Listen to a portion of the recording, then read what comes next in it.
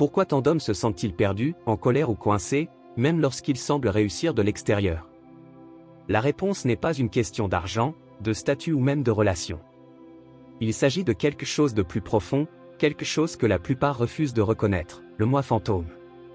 Carl Jung a averti que chaque homme porte une face cachée, une partie de lui-même qu'il nie, supprime ou ignore. Mais voici la vérité, plus vous le fuyez, plus il vous contrôle. Pensée Y. Pourquoi les hommes explosent-ils pour de petites choses? Pourquoi recherchent-ils des réalisations vides de sens ou s'engourdissent-ils avec des distractions? Ce n'est pas seulement du stress ou de la malchance. C'est l'ombre qui se bat pour attirer l'attention. Jung a appelé cela « le prix d'une conscience de soi négligée ». Lorsqu'un homme refuse de faire face à ses ténèbres, ses peurs, ses insécurités, ses blessures passées, elles ne disparaissent pas. Ils deviennent plus forts dans le noir. Regardez l'homme qui a soif de respect mais qui cherche constamment à se battre. Ou celui qui prêche la discipline mais ne peut s'empêcher de s'auto-saboter. Ce ne sont pas des contradictions. Ce sont des symptômes. L'ombre ne disparaît pas parce que vous l'ignorez. Cela s'échappe dans la colère, dans la dépendance, dans un désespoir silencieux. L'avertissement de Jung était clair, ce à quoi vous résistez persiste. Un homme qui ne veut pas affronter son ombre ne sera jamais vraiment libre.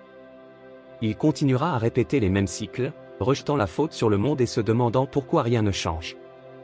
Mais la première étape n'est pas compliquée. C'est une honnêteté brutale. De quoi fuis-tu? Quelle partie de vous-même avez-vous enfermé? Car voici la triste vérité, tant qu'un homme n'affrontera pas ses ténèbres, il ne trouvera jamais sa lumière. Que se passe-t-il lorsqu'un homme passe toute sa vie à prétendre être quelqu'un qu'il n'est pas? La société lui dit de se montrer homme, de cacher sa douleur, de ravaler ses doutes et de ne jamais montrer de faiblesse. Mais Jung a vu le danger de ce mensonge. Le masque de fausse force ne vous rend pas puissant. Cela vous rend fragile. Pensez à l'homme qui ne peut pas admettre qu'il lutte. Qui préfère s'épuiser plutôt que de demander de l'aide. Qui confond stoïcisme avec force et vulnérabilité avec échec. Il ne s'agit pas ici de résilience, c'est d'une bombe à retardement. Jung a appelé ce personnage le « faux soi », la version de vous qui plaît aux autres mais trahit votre âme. Et plus vous le portez longtemps, plus vous devenez vide. Regardez les statistiques, les hommes représentent plus de 75% des suicides. Ils souffrent en silence, convaincus que la douleur est honteuse. Mais voici la vérité que personne ne vous dit, la vraie force ne consiste pas à ne jamais se briser. Il s'agit d'avoir le courage d'admettre que l'on est brisé. Jung l'a dit sans embâche, le plus terrifiant est de s'accepter complètement. C'est le défi. Non pas pour devenir un idéal invincible, mais pour embrasser la réalité désordonnée et imparfaite de qui vous êtes. Parce que celui qui nie son humanité ne la transcende pas, il la perd. La tragédie? Tant d'hommes meurent en portant un masque dont ils ont oublié l'existence. Pourquoi tant d'hommes recherchent-ils le pouvoir, le sexe et la validation, tout en se sentant vides intérieurement? Jung l'a bien vu, ce n'est pas le succès dont ils ont envie, mais le sens. Et voici la réalité inconfortable, aucune réalisation extérieure ne peut combler un vide intérieur. Regardez l'homme qui gravit les échelons de l'entreprise, pensant que l'argent fera taire ses doutes. Ou celui qui collectionne les amoureux, confondant conquête et connexion. Ils n'ont pas faim de plus, ils ont faim d'un but.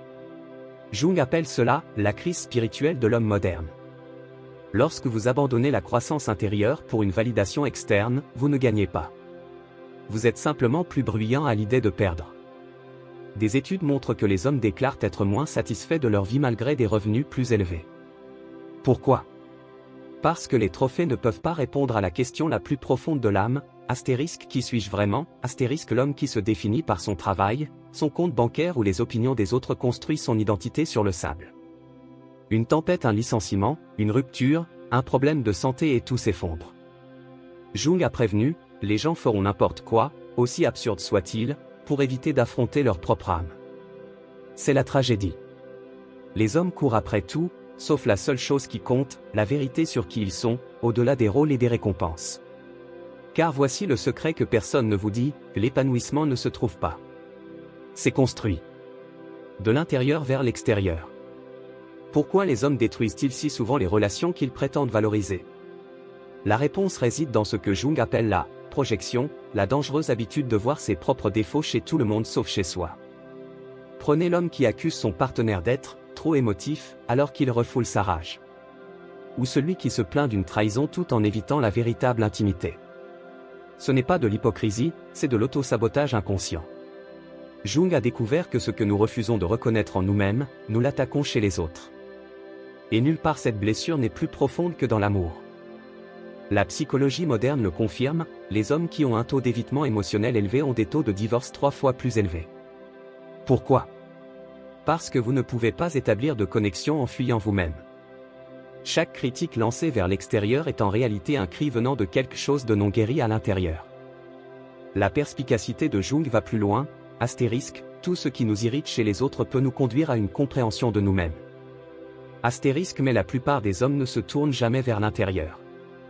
Au lieu de cela, ils blâment, ils se retirent, ils répètent les mêmes schémas douloureux, tout en se demandant pourquoi l'amour semble si creux. Voici la douloureuse vérité, aucune relation ne peut survivre lorsqu'elle est utilisée comme cachette pour votre propre âme. Pourquoi tant d'hommes ont-ils peur du silence, remplissant chaque instant de bruit, de travail ou de distraction? Jung l'a reconnu des décennies avant les smartphones, nous fuyons le calme parce qu'il nous oblige à nous rencontrer. Et pour l'homme qui a passé des années à éviter son propre esprit, cette rencontre ressemble à une menace. Regardez à quelle vitesse il prend son téléphone lorsqu'il est seul. Remarquez son inconfort dans les pièces calmes. Ce n'est pas seulement une habitude, c'est un instinct de survie pour ceux qui ne sont pas émotionnellement évolués. Des études montrent que les hommes sont 40% moins susceptibles que les femmes de s'engager dans une réflexion personnelle. Pourquoi? Parce que l'introspection nécessite d'affronter ce que vous avez passé toute votre vie à fuir, les regrets, les peurs inexprimées, les parties de vous-même que vous avez reniées. Jung appelle cela la tyrannie de l'inconscient, astérisque lorsqu'un homme refuse d'examiner son monde intérieur, celui-ci le contrôle complètement. Ses addictions, ses colères soudaines, sa dépression inexpliquée ne sont pas le fruit du hasard. C'est le prix de l'évitement. L'ironie? Les choses mêmes que les hommes utilisent pour s'échapper: l'alcool, le travail sans fin, les relations sexuelles occasionnelles ne font que renforcer les chaînes. La vraie liberté commence là où s'arrête la peur, dans le calme. Que se passe-t-il lorsqu'un homme atteint ces dernières années sans jamais avoir vraiment vécu comme lui-même? Jung a étudié de près cette tragédie, le poids écrasant du potentiel non vécu. Vous avez vu ces hommes, de vieilles âmes amères remplies de « et si », leurs meilleures années perdues à jouer pour les autres plutôt qu'à se découvrir. Des recherches montrent que les hommes de plus de 50 ans expriment 3 principaux regrets: ne pas être honnête à propos de leurs sentiments, rester dans des rôles insatisfaisants et sacrifier l'authenticité pour obtenir l'approbation. Ce n'est pas une coïncidence, c'est le résultat inévitable du fait d'ignorer l'avertissement central de Jung, astérisque, qui regarde dehors rêve, celui qui regarde à l'intérieur se réveille. Astérisque. Le monde moderne alimente cette crise. Les garçons apprennent à mesurer leur valeur par une validation externe: trophée, chèque de paie, conquête sexuelle, tandis que leur monde intérieur s'atrophie. Vers la quarantaine, la façade se fissure. Aucune réussite ne comble le vide où la connaissance de soi aurait dû se développer. Mais voici la vérité libératrice découverte par Jung: il n'est jamais trop tard pour commencer le vrai travail. Le moment où un homme arrête de jouer et commence à explorer ses ombres, ses rêves, ses profondeurs négligées est le moment où commence sa seconde vie. Pas comme la personne exigée par les autres, mais comme l'homme qu'il a toujours été sous l'armure. Le choix auquel tout homme est confronté n'est pas entre la force et la faiblesse. C'est entre vivre la vie de quelqu'un d'autre ou enfin revendiquer la sienne.